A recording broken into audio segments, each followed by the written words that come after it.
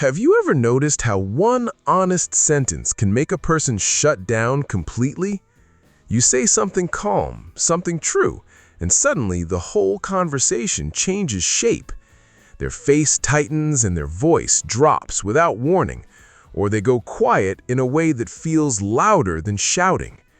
At first glance, it looks like they simply disagree with you, but something deeper is usually happening underneath. Most people assume honesty is the hard part of a conversation. In reality, honesty is rarely the problem. What makes conversations fall apart is what honesty accidentally touches inside another person. Once you recognize this pattern, it becomes almost impossible to unsee it. Maybe you've experienced this yourself, bringing up something small, something you thought was perfectly reasonable, and instead of a real conversation, you get a wall. Maybe someone you trusted suddenly turned distant the moment you told the truth. Maybe you've replayed that moment later, wondering what you said wrong. Maybe you've blamed yourself for being too direct or too much. Maybe you've quietly decided it's safer to hold things in. You start rehearsing sentences in your head before saying them out loud. You start softening truths until they barely resemble what you meant. And somewhere in that process, you've been asking the wrong question the entire time. Before we go further, if conversations like this genuinely interest you, subscribing helps you catch more videos exploring the psychology behind everyday moments. Here's what's genuinely interesting about all of this. We tend to believe people avoid honesty because they simply can't accept the truth. But human behavior often shows something completely different underneath. What looks like stubbornness can actually be quiet self-protection in disguise. What seems like anger may actually be fear wearing a louder, more convincing mask. People don't usually struggle with facts themselves. They struggle with what those facts seem to say about their worth. A simple comment about being late isn't really about the clock at all.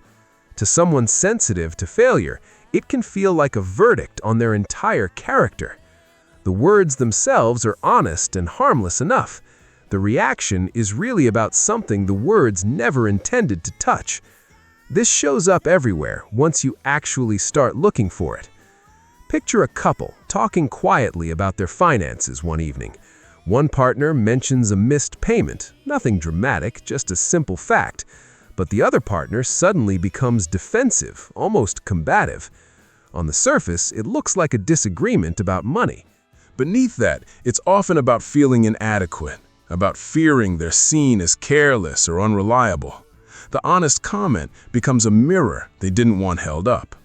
Or think about an ordinary friendship, where you gently mention that a friend hasn't been checking in lately. Instead of a simple acknowledgement, you get excuses, irritation, or sudden distance. It isn't really about your schedule or theirs. It's often about guilt they haven't processed, and honesty forces that guilt into the open before they're ready to face it. Even at work, this same pattern quietly repeats itself.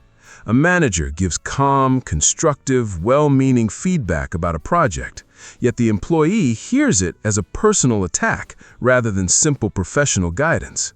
That's because many people were never taught the difference between you did something imperfect and you are something imperfect. Our minds naturally blur those two ideas together, especially under stress. Think about a parent and an adult child, too.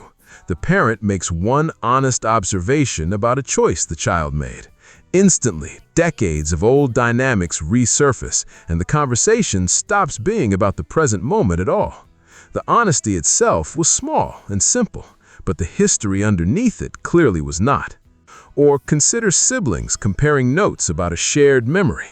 One sibling recalls a detail honestly, without any intention to wound. The other reacts as though an old competition has just been reopened. On the surface, it's a disagreement about facts from the past. Beneath that, it's often about who got to be the good one growing up and who still feels like they're fighting for that title decades later. Notice, too, how this appears in romantic relationships long after the early excitement fades. A partner brings up something honest about feeling unheard. Instead of curiosity, they meet resistance dressed up as logic, a long list of reasons why the feeling doesn't make sense. Rarely is this actually about logic at all. More often, it's about one partner feeling blamed, and blame is something people instinctively fight rather than sit with quietly. But that's only where the story begins. There's another detail that often goes unnoticed beneath all of this. Many people don't actually fear the truth itself. They fear what the truth might expose about a part of themselves they've spent years hiding, even from themselves. The mind often treats feeling exposed the same way it treats real physical danger. When someone feels caught off guard by honesty, their whole body can react as if they're being threatened, not simply informed. That's why a calm, gentle comment can sometimes trigger a huge, disproportionate response. It really isn't about logic at that point anymore. It's about a felt sense of exposure.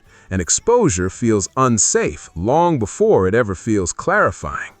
One common pattern here is something we might simply call saving face. People build a version of themselves they present to the world, one they quietly depend on for stability.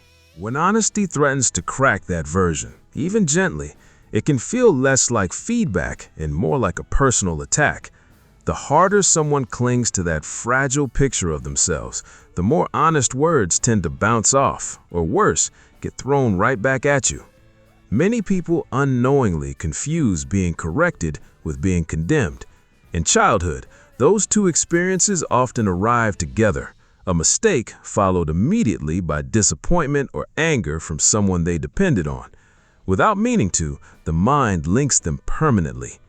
Decades later, a simple correction from a partner, a friend, or a boss can still trigger that same old bracing response, even when nobody around them is actually condemning anything. This becomes much clearer in everyday life once you notice how some people interrupt honest conversations with jokes. Humor becomes a shield, a way to dodge sincerity before it lands too deeply. Others change the subject entirely, redirecting attention before the moment settles in. Still others go straight into counter-accusations, deflecting attention away from themselves and onto you. None of these reactions are really about disagreeing with facts. They're about avoiding a feeling that facts might stir up. Interestingly, some people even apologize instantly and excessively, which sounds like accountability, but often isn't. Rapid over-apologizing can be another way of ending the conversation quickly, before the honest point has time to actually sink in. The real goal isn't understanding at all. The goal is simply escape, quietly dressed up as agreement. Which brings us to something even more important. Why does honesty feel threatening to some people and completely manageable to others? The difference often isn't intelligence or maturity in the way we usually assume. It's something quieter, something shaped much earlier in life. But understanding this requires looking one layer deeper. For many people, early experiences taught them that honesty came bundled with punishment. A child who got scolded for admitting a mistake learned something powerful, even without words for it. They learned that truth is dangerous, that vulnerability invites judgment rather than understanding. Over time, this becomes a quiet rule they carry into adulthood long after the original situation has disappeared. In other cases, honesty was tangled with rejection instead of punishment. A person who was mocked or dismissed for expressing feelings may learn to associate openness with humiliation. As a result, even gentle honesty from someone who cares about them can activate an old alarm system built for a very different situation. This doesn't necessarily make someone a bad person. Often it's simply the way they've learned to protect themselves. There's another invisible pattern underneath this one. Some people build their entire identity around being the strong one, the reasonable one, or the one who has it together. For them, honest feedback isn't just information. It threatens an identity they've worked hard to maintain. Accepting an honest observation would mean admitting the image they've built might have cracks in it. And for some people, protecting that image feels more urgent than protecting the relationship itself. Interestingly, this explains a strange contradiction people never quite name. The very people who insist they want honesty are sometimes the ones who react worst to receiving it. That isn't really hypocrisy on their part at all. It's usually an unresolved gap between what they consciously want and what their body has quietly learned to survive. Even old patterns of love and belonging play a quiet role here. Someone who grew up feeling like love had to be earned may hear honest feedback as a threat to belonging itself. In their mind, being imperfect and being unlovable can feel like the same sentence. So an honest comment about behavior gets translated into something much larger and much scarier than it was ever meant to be. Shame tends to sit quietly underneath many of these reactions, even when nobody names it directly. It convinces a person that one mistake reflects their entire worth, not just one moment in a longer life. When shame is already active beneath the surface, even a soft, well-intentioned comment can feel like confirmation of something they feared about themselves for years. That's why the size of someone's reaction rarely matches the size of what was actually said. Eventually, these early lessons stop feeling like lessons at all. They start feeling like personality itself, like simply how someone is. But underneath that appearance of fixed character, there is almost always an original moment.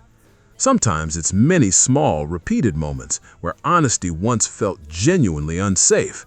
The reaction you see today is often just an echo of protection learned long before you ever entered the room. The next time you notice someone struggling with an honest conversation, pause before reacting to their reaction. Ask yourself what might actually be happening beneath the surface. Are they defending a fact, or are they defending an old wound that has nothing to do with you? This single shift in perspective can completely change how you respond. Instead of pushing harder to be understood, you might soften your delivery while still keeping your truth intact. Instead of retreating into silence, you might learn to separate someone's reaction from your right to speak honestly. Notice, too, that timing and setting quietly shape how honesty lands. The same true sentence spoken during a rushed, tense moment can feel like an attack, while the same words spoken calmly in private can feel like care. Awareness isn't only about what you say, it's also about reading when someone actually has room to hear it. It also helps to watch your own reactions, not just other people's. The next time honest feedback comes your way, notice whether your body tightens before your mind has even processed the words. That small physical response can tell you more about your own history with honesty than any explanation ever could. Awareness, after all, works in both directions at once. And once you notice this, another pattern begins to emerge, one that doesn't only show up in emotionally charged moments. It quietly shapes everyday decisions, too. Decisions about what we say and don't say, about who we tell the truth to, and who we manage carefully instead. Think about how this plays out in families, where some relatives are told the truth freely, while others are handled with constant caution, almost like fragile glass. Over time, family members build an unspoken map of who can handle honesty and who can't. That map often has nothing to do with love and everything to do with learned emotional safety. The same pattern appears in friendships that slowly grow one-sided. You may notice you're the one who always initiates hard conversations, while your friend avoids anything uncomfortable entirely. Eventually, you either shrink your honesty to preserve the friendship, or the friendship quietly drifts because truth was never allowed to breathe inside it. Even in how we view ourselves, this pattern continues, since some people struggle to hear honest praise almost as much as honest criticism. Being seen clearly, even positively, can feel unfamiliar and unsettling to someone who has learned to hide. At work, over time, this shapes entire cultures, not just individual conversations, because teams where honesty is punished quietly train everyone to perform agreement instead of raising real concerns. Nobody ever announces this rule out loud to the group. Everyone simply learns it by watching what happens to the first person who was honest and paid for it. This same pattern even shapes how we treat ourselves internally.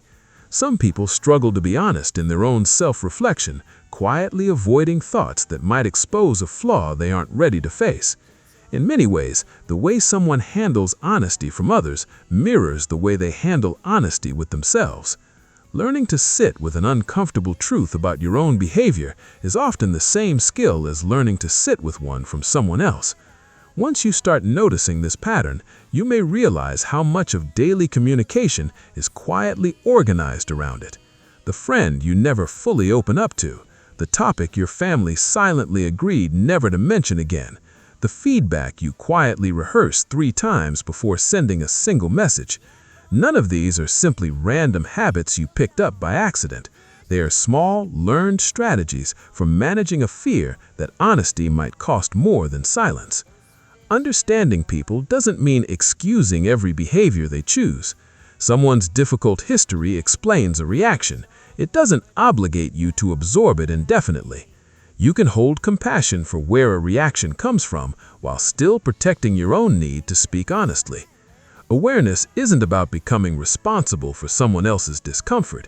It's about understanding conversations well enough that you stop mistaking someone's fear for your failure. Sometimes awareness changes everything, even when nothing about the other person changes at all. You start noticing when a reaction is really about you and when it's an old story replaying itself through someone else. You start choosing honesty not because it's easy, but because clarity matters more than comfortable silence. The greatest shift begins the moment invisible patterns become visible, because once you can name what's really happening, you stop feeling powerless inside it. If this way of looking at honest conversations helped you see something differently, consider subscribing for more conversations like this one. Thank you for spending these moments with me. I'll see you in the next video.